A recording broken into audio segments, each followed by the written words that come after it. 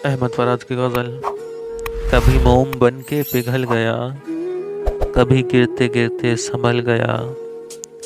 कभी मोम बन के पिघल गया, कभी गिरते गिरते संभल गया।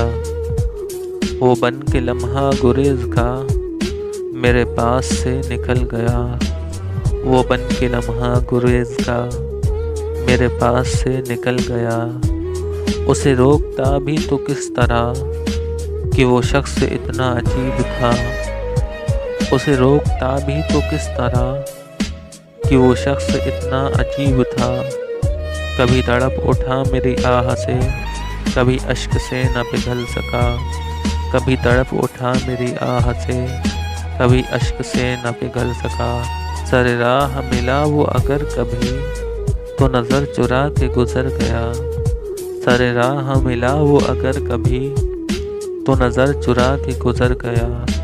वो उतर गया मेरी आँख से, मेरे दिल से क्यों न उतर सका।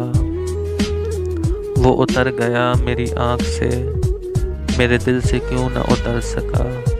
वो चला गया जहाँ छोड़ के, मैं वहाँ से फिर न पलट सका। वो चला गया जहाँ छोड़ के, मैं वहाँ से फिर न पलट सका। वो संभल गया था फराज मगर मैं बिखर के फिर न सिमट सका। वो संभल गया था फराज मगर मैं बिखर के फिर न सिमट सका।